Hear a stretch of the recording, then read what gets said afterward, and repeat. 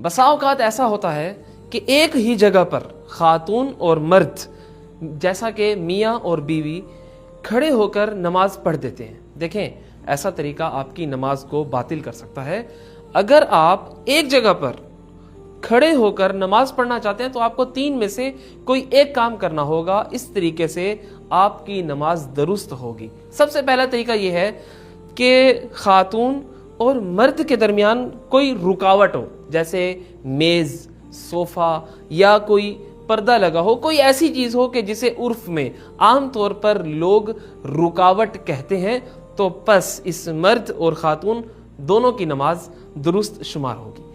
دوسرا طریقہ یہ ہے کہ مرد اور خاتون کے درمیان 10 ذراع کا فاصلہ ہو.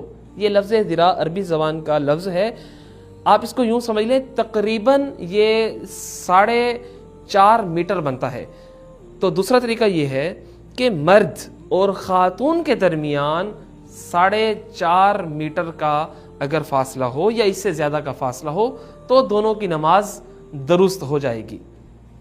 تیسرا طریقہ, اور جو مجھے یہ مناسب لگا ہے, کہ مرد آگے کھڑا ہو اور خاتون پیچھے کھڑی ہو. اچھا, یہ حکم آغا سید احتیاط لازم کی بنا پر ذکر کرتے ہیں کہ مرد آگے کھڑا ہو اور خاتون پیچھے کھڑی ہو, تو اس طرح سے بھی دونوں کی نماز درست ہو جائے گی. اب آپ یہاں پر سوال کر سکتے ہیں کہ خاتون کتنی مقدار میں پیچھے کھڑی ہو. دیکھیں میں آپ کو بتاتا ہوں, آپ دیکھیے خاتون نے اتنی مقدار میں پیچھے کھڑا ہونا ہے کہ آپ فرض کریں مرد تشہد کی حالت میں بیٹھا ہے, یہ مرد کے زانو کہاں تک آ رہے ہیں, یہ جگہ ہے مرد کے زانو.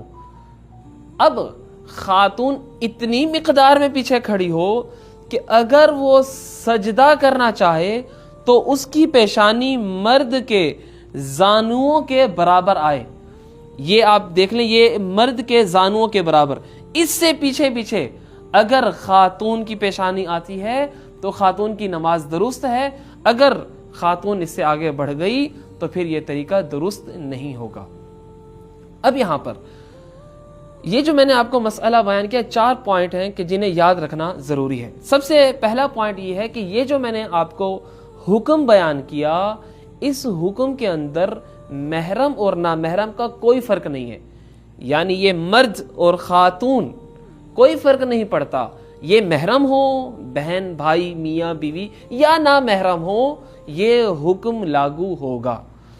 دوسرا پوائنٹ, یہ جو ہم نے حکم بیان کیا یہ اس صورت میں آئے گا جب مرد